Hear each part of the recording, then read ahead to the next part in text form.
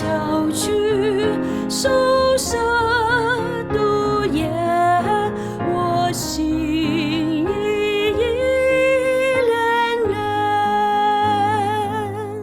世上并无一个妙医能把你安静长，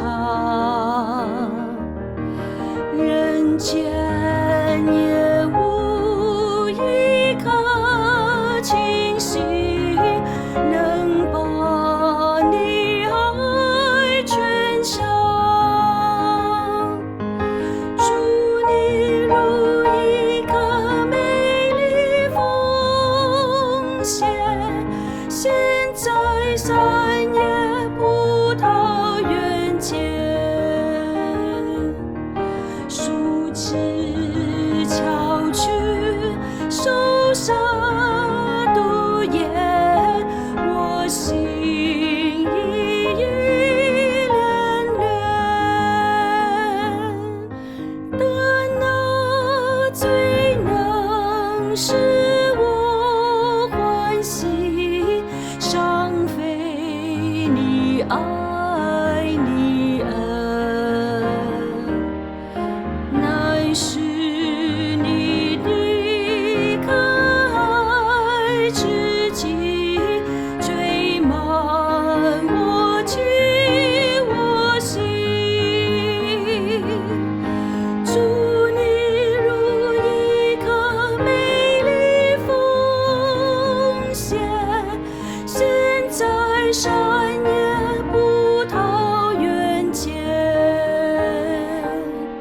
树枝敲去手舌毒液，我心已恋恋。你比美者还要更美，你比甜者甘甜。你外在天，我心何归？在地，我心何恋？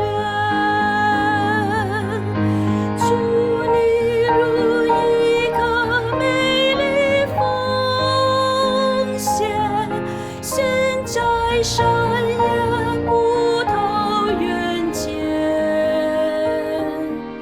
树枝敲去手舌毒液，我心已恋恋。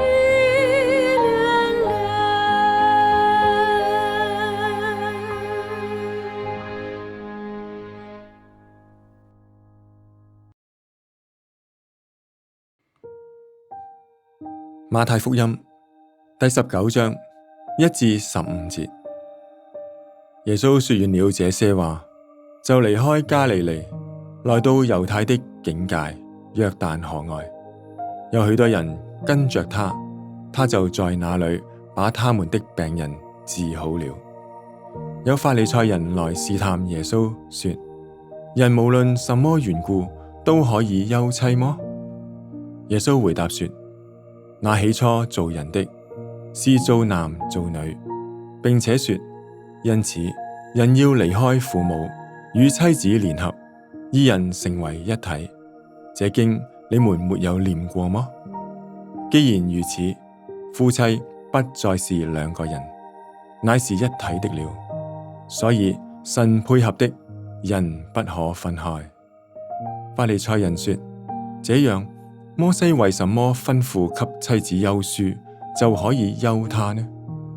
耶穌說：摩西因為你們的心硬，所以許你們休妻，但起初並不是這樣。我告訴你們，凡休妻另娶的，若不是為淫亂的緣故，就是犯奸淫了。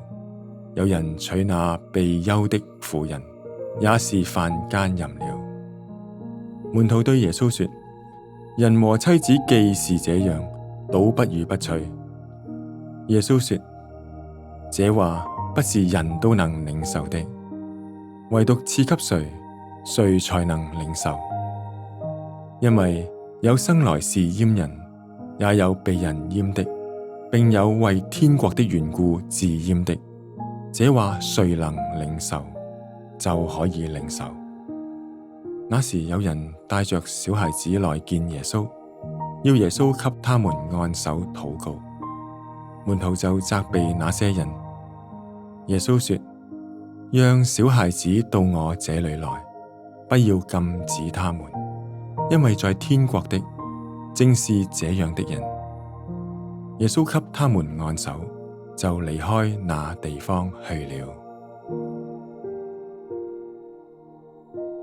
弟兄姊妹們早晨，今日嘅經文講到二人成為一體，令我諗起神當初做男做女嘅情況。我哋都知道神按住自己嘅形象同埋樣式做咗亞當，再由亞當身上攞一根肋骨做咗夏娃，於是夏娃係由亞當而出，係亞當骨中嘅骨，肉中嘅肉。然後聖經就咁講啦，因此人要離開父母與妻子聯合，二人成為一體。由亞當一個人成為咗兩個人，又由兩個人變成為一體。喺神眼中嘅夫婦就係一個個體，係神性不容許分開嘅，神配合的人不可分開。因此喺舊約入面，以色列只係數算20歲以外嘅男丁，唔計婦女。點解呢？因為男女二人本是一體啊嘛。唯一令到呢個關係分開嘅就係奸淫啦。奸淫亦即係背叛呢個關係嘅意思。喺聖經另一處講到二人成為一體，係一個極大嘅奧秘，係指住基督同埋教會講嘅。基督係頭，我哋係身體，頭同身體原本亦都係不容分開嘅。分開咗之後，我哋呢個身體就冇咗生機啦。更何況我哋相信接受主嘅時候，係好似童貞女許配咗俾基督。但係我哋自己問一下自己，係咪能夠時常保持向住基督所存純一清潔嘅心呢？我好唔想承認，不過我哋可以咁樣隨便揀一日，諗一諗24小時嘅生活入邊，我哋俾主嘅時間有幾多呢？我哋能唔能夠俾主完全嘅介入我哋嘅生活同埋侍奉當中，抑或係我哋有事嘅時候先至去到主嘅面前呢？以前我以為要俾主介入我哋嘅生活侍奉，係要信主之後經過一段好長嘅時間，慢慢嘅改變先至會得嘅。但係事實上，當我哋一信主嘅時候，我哋已經係與主聯合成為一體。咁既然係一體，我哋冇主介入嗰段生活同埋侍奉嗰部分，我哋向住邊個呢？無論向住嘅係世界，抑或係自己，都係同主耶穌基督嘅聯合受到打叉，分成咗兩半。喺呢段聖經入邊，我十分摸着嘅係耶穌所講，起初並不是這樣。喺婚姻呢件事上，摩西容許以色列人休妻，主話起初並不是這樣。神嘅旨意由起初至今一路都冇改變過，神配合的人不可分開，改變嘅係人嘅心。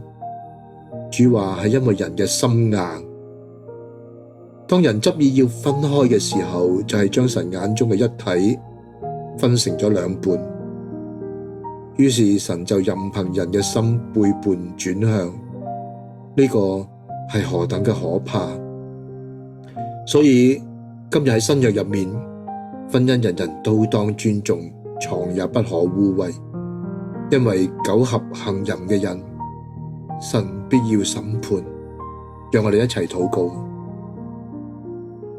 主啊，你話神配合嘅，人不可以分開。